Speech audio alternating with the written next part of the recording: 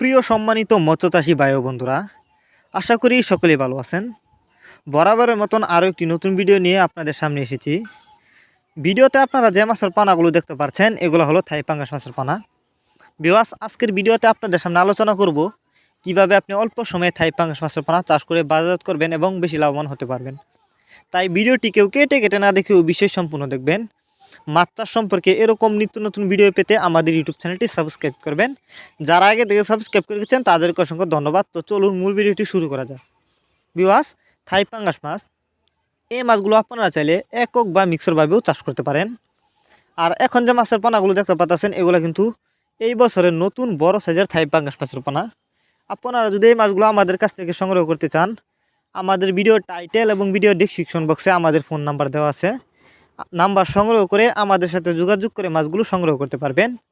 আর যারা সরাসরি আমাদের ঠিকানায় এসে নিতে চান তারা চাইলে সরাসরি আমাদের ঠিকানায় এসে নিতে পারেন। আমাদের যোগাযোগের ঠিকানা ময়মনসিংহ তিরশালতলা। ভিউয়ার্স, আমাদের কাছ থেকে বাংলা কাপ জাতীয় মাছ থেকে শুরু করে ক্যাটফিশ জাতীয় মাছের চারা ও রেণুপানা সর্বোচ্চ কম দামেই সংগ্রহ করতে পারবেন। যে দেখেন মাছগুলোর সাইজ, এই মাছগুলো আজ আমরা হোম ডেলিভারি করতেছি।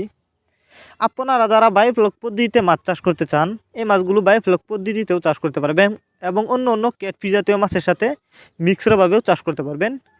এইগুলা কিন্তু বড় সাইজের থাই পাঙ্গাস মাছের পানা। আপনারা এই মাছগুলি অল্প কিছুদিন চাষ করে বাজারজাত করতে পারবেন। এই যে দেখেন, এই মাছগুলো আমরা পিস হিসাবে বিক্রি করতেছি। ভিউয়ার্স, অনেকেই থাই পাঙ্গাস মাছের রেণু চাষ করতে গিয়ে লস খেয়েছেন। এর কারণ হচ্ছে অনেকেই থাই পাঙ্গাস মাছের রেণু কীভাবে চাষ করতে হয় এবং পুকুর কীভাবে প্রস্তুতি করতে হয় জানেন না, যে কারণে কিন্তু পুকুরে চাষ করার পরে মারা যায়। তো আপনারা চাইলে এই পোনা আমাদের কাছ থেকে সংগ্রহ করে চাষ করতে পারেন। এই পোনাগুলি যদি চাষ করেন তাহলে কিন্তু মারা যাবে না, কারণ এগুলো বড় সাইজের থাই পাঙ্গাস মাছের পোনা। শুধু পুকুরে ছাড়বেন এবং সঠিক খাবার দিলেই মাছগুলি কিন্তু দ্রুত বড় হবে এবং অল্প সময়ে বাজারজাত করতে পারবেন।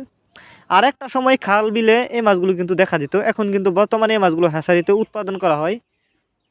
এই যে দেখুন মাছগুলো, এই মাছগুলো কেজিতে 70 থেকে 80 পিস হবে।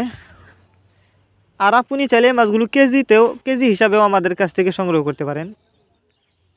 বায়োফ্লকের জন্য উপযুক্ত থাই পাঙ্গাস মাছের পানা। আর থাই পাঙ্গাস মাছের পানা যেখান থেকে ক্রয় করেন না কেন অবশ্যই দেখে শুনে যাচাই বাছাই করে এক সাইজের এক ক্যাটাগরির পানা যে কোনো এক প্রতিষ্ঠান থেকে ক্রয় করবেন, তাহলে কিন্তু চাষ করে বেশি লাভবান হতে পারবেন।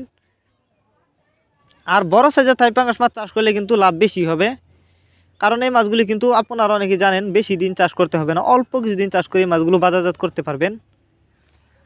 আর যারা থাই পাঙ্গাস মাছের রেণু চাষ করতে চান তারা চাইলে থাই পাঙ্গাস মাছের রেণু আমাদের কাছ থেকেই কিন্তু সংগ্রহ করতে পারবেন। তবে রেণু চাষ না করে যদি পোনা চাষ করেন তাহলে কিন্তু বেশি লাভবান হতে পারবেন। তাই আপনারা পোনাগুলি চাষ করতে পারেন। দেখতেই পারতেছেন এই মাছগুলো আজ আমরা হোম ডেলিভারি করার জন্য পুকুর থেকে তুলতাছি। ভিউয়ার্স, এই ছিল আমাদের আজকের ভিডিওটি ভালো লাগলে লাইক করবেন। মাছ চাষ সম্পর্কে এরকম নিত্য নতুন ভিডিও পেতে আমাদের ইউটিউব চ্যানেলটি সাবস্ক্রাইব করবেন। যারা আগে থেকে সাবস্ক্রাইব করেছেন তাদেরকে অসংখ্য ধন্যবাদ।